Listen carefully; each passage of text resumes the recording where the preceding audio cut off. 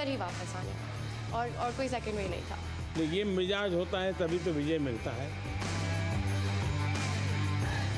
आपका जो विजन है कि इंडिया नंबर 1 होना चाहिए, आई थिंक ये बदलाव आ रहा है। हमारे देश के नौजवानों के पास सामर्थ्य है। तो जन्मदिन पे क्या करोगी? 28 को है ना? तो क्या करोगी? बस मजे करूँगी। बस ये कहाँ है?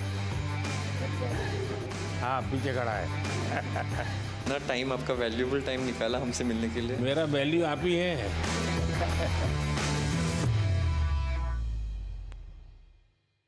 सर, ये फर्स्ट टाइम इंडिया ने दोनों गोल्ड मेडल जीते हैं और टीम ने जिस तरीके से प्रदर्शन किया है वो बहुत ही बढ़िया था। मतलब 22 में से 21 पॉइंट बॉयज़ ने और 22 में से 19 पॉइंट गर्ल्स ने, टोटल 44 में से 40 पॉइंट हमने लिए। इतना बढ़िया प्रदर्शन आज तक पहले कभी नहीं हुआ। कभी नहीं। वहां पर क्या माहौल था? पहली बार हम जीते, सब लोग हमारे लिए भी खुश हो गए बहुत, क्योंकि हमने इतना खुशी मनाया। तो सबने एक्चुअली हर अपोनेंट्स ने भी आके हमें बधाई दी और हमारे लिए एक्चुअली खुश हो गए, even our opponents also. Sir, हमने देखा है कि लास्ट कुछ सालों में बहुत सारे जो स्पेक्टेटर्स है वो बहुत रूट कर रहे थे कि दूर दूर से वहाँ पे सिर्फ देखने आए थे ये मैच को, जो पहले मेरे हिसाब से इतना नहीं होता था। तो आई थिंक चेस की भी काफ़ी पॉपुलैरिटी बढ़ गई। तो हमें देख के बहुत अच्छा लगा कि रूट कर रहे हैं। थोड़ा प्रेशर भी होता था, बट इतना हमें सपोर्ट कर रहे, वो एक अच्छा फीलिंग था। और जब हम जीते तब इंडिया इंडिया ऐसे सब रूट कर रहे थे। इस बारी 180 कंट्रीज़ पार्टिसिपेट करी थी, बल्कि जब चेन्नई में ओलंपियाड हुआ था, हम बोथ इंडिया टीम हम ब्रॉन्ज जीते थे। वुमेन टीम का लास्ट मैच यूएसए से हुआ था, जो हम हार गए थे और हमारे हाथ से गोल्ड चला गया था उस टाइम। तो हम फिर से उनके साथ इस बार खेले। फिर इस बार हम बहुत ज़्यादा मोटिवेटेड थे कि इस बार इंडिया को गोल्ड लाना ही है, इसको हराना है, इनको हराना ही है। वो मैच फाइनली बहुत क्लोज था और ड्रॉ में फिनिश हुआ, but we went on to win the gold sir. पर हम इस बारी अपनी कंट्री के लिए जीत कर ही वापस आने वाले थे, और कोई सेकंड वे नहीं था। नहीं, ये मिजाज होता है तभी तो विजय मिलता है। लेकिन जब इतने नंबर आ गए, 22 में से 21 और 22 में से 19, तो बाकी खिलाड़ियों का या बाकी लोग जो इस खेल को ऑर्गेनाइज करते हैं उनका क्या रिएक्शन था? Sir, I think Gukesh wants to answer that, but I just want to say one thing कि उसमें हमने इतनी कन्विंसिंगली जीता, स्पेशली ओपन टीम में। ऐसे लग रहा था कि कोई पास भी नहीं आ सकता है। और हमारी वुमेन टीम में हम पहले 7 मैचेस जीतते गए, फिर थोड़ा छोटा सा सेटबैक आया, हमने रेजिलियंस दिखाई, हम वापस आए। पर हमारी ओपन टीम ने तो सर, मतलब मैं क्या ही बताऊं। I think Gukesh being on board 1 was better to answer that, पर वो भाग के ले गए। Yeah, this experience was really a great team effort. Every single one of us was in like excellent form, and we were all super motivated because in the 2022 Olympiad we were very close to winning the gold medal. But then there was one game which I had played and I could have won, which would have guaranteed gold medal. I unfortunately lost that game, and it was heartbreaking for everyone. So this time we were all super motivated, and from the start we were like, we are going to win this for the team, and yeah, really glad. अच्छा, आपने कभी ये सोचा है कि कभी AI का उपयोग करके आप लोग अपनी गेम को करेक्ट कर सकते हैं या दूसरे की गेम को समझ सकें? Yes, sir. With AI, the chess has evolved. There has been new technology, and the computers have become much stronger now. And it is showing a lot of new ideas in chess, and we are still learning from it. And I think there is a lot to learn from it. Sir, I think अभी ऐसा हो गया है कि AI के tools सबको available हो गए क्योंकि डेमोक्रेटाइज हो गया है। और अभी हम ज़रूर प्रिपरेशन में यूज़ करते हैं। बताइए। कुछ नहीं सर, द एक्सपीरियंस तो बहुत कुछ नहीं, ऐसे ही जीत लिए। ऐसे ही आ गया, गोल आ गया। नहीं सर, ऐसे नहीं आ गया, बहुत मेहनत किया है। आई थिंक मेरे सारे टीममेट्स ने, इवन मेंस ने बहुत हार्ड वर्क किया है to finally get to the stage. मैंने देखा आप में से कईयों के पिता माता डॉक्टर हैं। पेरेंट्स दोनों डॉक्टर है और मेरी बहन भी डॉक्टर है। तो जब मैं बचपन में उन्हें देखता था कि उनको कभी रात को 2 बजे फ़ोन आ गया पेशेंट का, जाना पड़ता था, मुझे लगा मैं जो करियर लूँगा थोड़ा और स्टेबल लूँगा, पर मुझे लगा नहीं था स्पोर्ट्स में और दौड़ना पड़ेगा। से मैंने हमेशा देखा है कि आप हर स्पोर्ट और हर स्पोर्ट पर्सन को इतना इनकरेज करते हैं और इतना सपोर्ट करते हैं। मुझे ऐसा लगता है कि आपका स्पोर्ट्स से बहुत बड़ा लगाव है, हर एक स्पोर्ट से। और मैं उसकी स्टोरी जानना चाहती हूँ, ऐसा क्यों? मैं आपको बताता हूँ। मैं ये इतना समझता हूँ कि कोई देश विकसित बनता है तो सिर्फ खजाने से नहीं बनता है कि उसके पास कितने पैसे हैं, कितने उद्योग हैं, जीडीपी कितना, इतने से नहीं बनता है। हर फील्ड में वो दुनिया में महारत होनी चाहिए। अगर फिल्म इंडस्ट्री है तो मैक्सिमम ऑस्कार हमारे यहाँ कैसे आते हैं। अगर साइंटिस्ट हैं या और किसी फील्ड में तो मैक्सिमम नोबेल हमारे पास कैसे आते हैं। वैसे ही खेल में भी मैक्सिमम गोल्ड हमारे बच्चे कैसे लाएं। ये जब होता है इतने सारे वर्टिकल, तब देश महान बनता है। मैं जब गुजरात में था तब भी मैं एक खेल महाकुंभ चलाता था। लाखों बच्चे खेलते थे उसमें, तो मैं बड़ी आयु के लोगों को भी खेलने के लिए प्रेरित करता था। तो उसमें से अच्छे बच्चे आगे आने लग गए।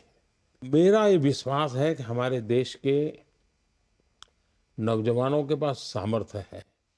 दूसरा मेरा मत है कि देश में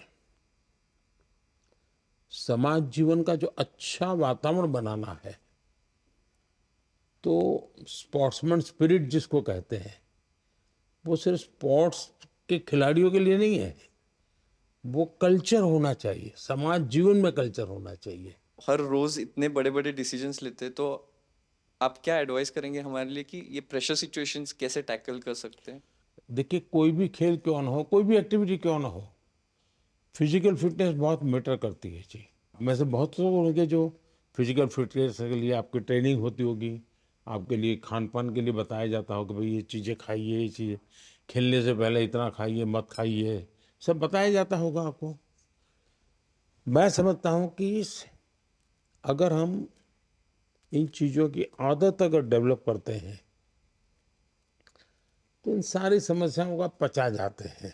देखिए, डिसीजन मेकिंग के लिए आपके पास बहुत इन्फॉर्मेशन होनी चाहिए, बहुत इन्फॉर्मेशन, और पॉजिटिव नेगेटिव सब होनी चाहिए।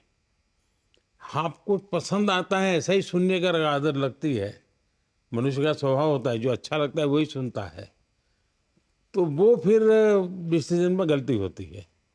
लेकिन आप हर प्रकार की चीज़ को सुनते हैं, हर प्रकार की चीज़ों को जानने का प्रयास करते हैं और खुद एनालाइज करते हैं, और कहीं समझ नहीं आए तो बिना संकोच किसी जानकार को पूछते हैं, तो फिर आपको कठिनाई कम आती है।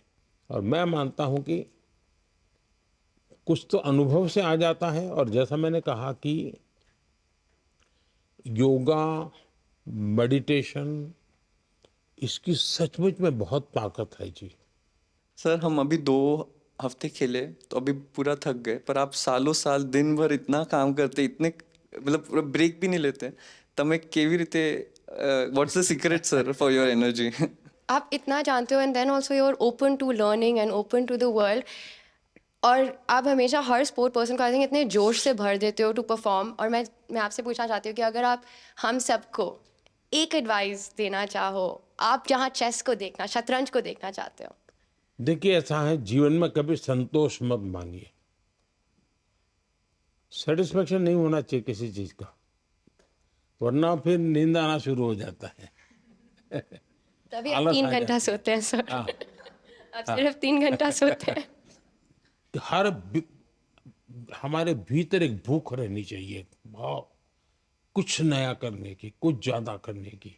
हम लोग सभी टूर्नामेंट तभी जीते थे, और हम लोग बस में से आ रहे थे और आपका स्पीच हम लोग लाइव देख रहे थे, और आपने वहाँ पे अनाउंस कर दिया वर्ल्ड में कि भारत ने ये ऐतिहासिक 2 गोल्ड मेडल जीते, और हम सब लोग उस टाइम साथ में बस थे। हमें इतनी खुशी हुई सबको कि आपने ये आपके स्पीच में अनाउंस कर दिया पूरे दुनिया के सामने। मैं 98 में मैंने फर्स्ट ओलंपियाड खेला, और उस टाइम पे गैरी कास्परोव, कार्पोव, ये सब लोग खेलते थे और हम लोग उनका साइन लेने के लिए दौड़ते थे, ऑटोग्राफ। इंडिया का तब रैंकिंग बहुत नीचे था और इस टाइम पे जब मैं कोच बन के गया था और मैं देखता था कि गुकेश आ रहा है, प्रज्ञानंद आ रहा है, अर्जुन आ रहा है, दिव्या आ रही है, हरिका आ रही है और लोग उनका साइन लेने के लिए अब दौड़ रहे हैं। तो ये जो बदलाव और ये जो कॉन्फिडेंस नए फील्ड में आया है नए बच्चों में, आई थिंक वो आपका जो विजन है कि इंडिया नंबर 1 होना चाहिए, आई थिंक ये बदलाव आ रहा है। Sir thank you so much. आपने इतने शॉर्ट नोटिस में, आप यूएस में थे और आपने इतना टाइम, आपका वैल्यूएबल टाइम निकाला हमसे मिलने के लिए। हम बहुत भी मोटिवेट हो गए। मेरा वैल्यू आप ही है। आई थिंक हमें ही नहीं, ये इतना इम्पोर्टेंट है, बाकी चेस जो खेलते हैं अभी उनके लिए भी बहुत ज़्यादा इंस्पिरेशन हो गए कि वो अच्छा खेले और आपको आके मिले, तो उनके लिए भी बहुत ज़्यादा इंस्पिरेशन। नहीं, ये बात सही है जी। कभी कभी ये देखने से भी पता चलता है इनको कि हाँ यार, अपने लोग कर सकते हैं, हम भी कर सकते हैं। मैंने एक बार गुजरात में बहुत बड़ा चेस का इवेंट किया था जब मैं मुख्यमंत्री था, तो 20,000 लोग उसमें एक साथ हाँ, चेस एक खेले साथ थे। खेले थे। और सर उसमें उस टाइम पे इसमें से बहुत सारे लोग चेस नहीं खेलते थे। नहीं, तब तो इनमें से कईयों का जन्म भी नहीं हुआ होगा जी। तब भी लोगों का आश्चर्य होता है क्या मोदी जी ये कर रहे। अच्छा, 20,000 को जब बिठाने की जगह भी चाहिए, तो बहुत बड़ा पंडाल बनाया था मैंने। तो हमारे अफसर लोग भी कहते थे साहब अब ये इसके लिए इतना खर्चा। मैंने कहा इसी के लिए खर्चा करूंगा मैं। सर आपने जब इतना मुझे एनकरेज किया ये, वाह। तो मैं इतना खुश हो गई थी कि मैंने कहा अब तो मुझे पूरी जान लगा देनी है चेस में और मुझे अब तो इंडिया के लिए हर समय मेडल जीतना है। वाह। और मुझे मतलब मैं तब बहुत ज़्यादा ही खुश थी। और हैं। फिर तब आपने एक तो उसी में थी तुम। हाँ हाँ। और ये तब आपने साइमल ऑर्गेनाइज किया था और बहुत सारी लड़कियां खेल रही थी तब। वाह। तो उस समय तुम्हें वहां कैसे ले आए थे? तब मैं एशियन अंडर 9 जीती थी, तो किसी ने मेरी मम्मी से कहा कि एक बहुत बड़ा इवेंट हो रहा है गुजरात में, गांधीनगर में, तो मुझे तब बुलाया था। तो ये मैं रख सकता हूँ ना? Yes sir. सर फ्रेम करवाना था, बट इतना फ्रेम करवा के देना था आपको, बट नहीं बेटा, कोई चिंता नहीं। हाँ, ये मेरे लिए बहुत अच्छी मेमोरी है। तो ये शाल रखा है कि नहीं रखा है? यस सर रखा है। हाँ, क्या अच्छे से।